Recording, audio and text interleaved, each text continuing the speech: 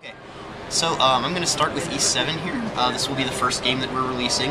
The E series has a really interesting history. Falcom has been around since 1981, and they were incredibly influential in the founding of, basically in the founding years of the Japanese RPG.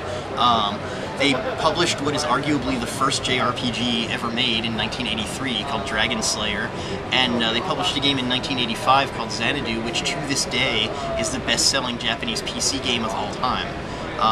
So, I mean, they're very influential back in the day, and what I love about them now is that they have that same sort of late 80s sensibility to them.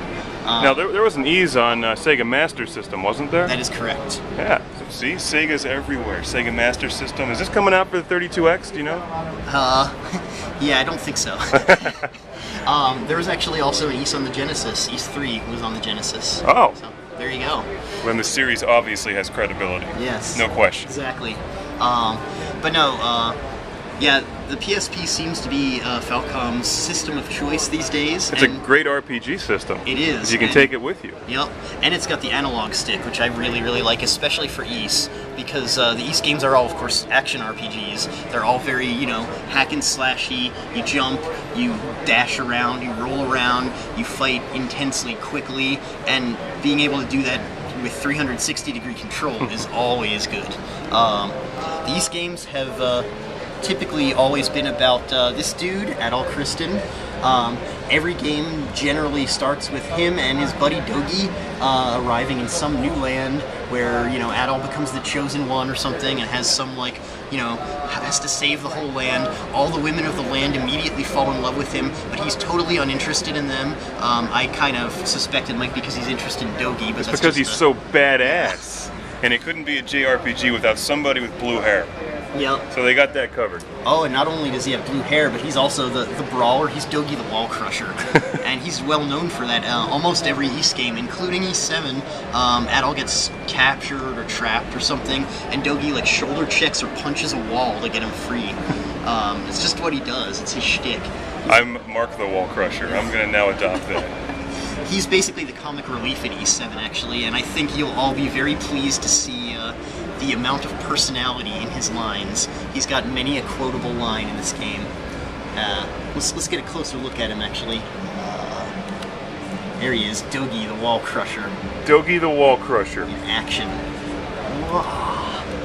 But yeah, the big thing about Ys7 that's interesting is it is the very first Ys game to feature a party of characters rather than just a single character that you're controlling. Usually you just control Adol Kristen.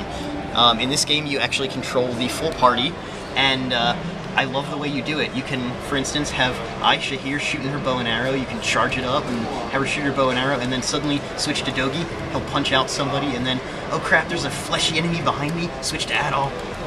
Kick the crap out of him. You can switch on the fly whenever you want. The remaining two party members will attack with AI, but I can't stress enough that it is totally unobtrusive AI. They might as well just be waiting for you to switch over to them. They will never get themselves killed, they'll never get themselves stuck, they'll never use your items. They will always just sort of stay out of the way, wait for you to select them. The game also features this awesome little dash roll move, which is meant to get out of the way of boss attacks, but I like to use it just to roll my way through dungeons because I'm incredibly impatient. And it has a very robust skill system. Every weapon in the game has a skill attached to it. When you equip that weapon, you're able to use the skill. As you use the skill, it levels up, and when it levels up once, you learn it permanently and can use it with any weapon. And then you can assign up to 4 skills to the 4 face buttons, which is represented here by the icons. You just press R and the buttons, and you'll be able to use that skill. So let's. Can I ask a dumb question before we get started? I know I'm not going to ask my normal flamethrower question, but I would like to know, just to clarify, which game this is here, and if all of these are very similar in style and gameplay. They're similar in that they're all action RPGs and they're all really fast-paced and tend to have 80s style power rock soundtracks. But they are very different games, especially 1 and 2 Chronicles. Very different from Ys7 and Oath and Felghana. I'll have to definitely show you that because the differences are quite stunning and give this series quite a bit of variety that I think fans will appreciate. Which one's this that we're watching? This one now? is Xseed that you're looking at now. It's Xseed, okay. Yep, you'll note the only one that says only on PlayStation because it is the first game that Falcom's ever done that is PSP exclusive. PSP exclusive. Yep.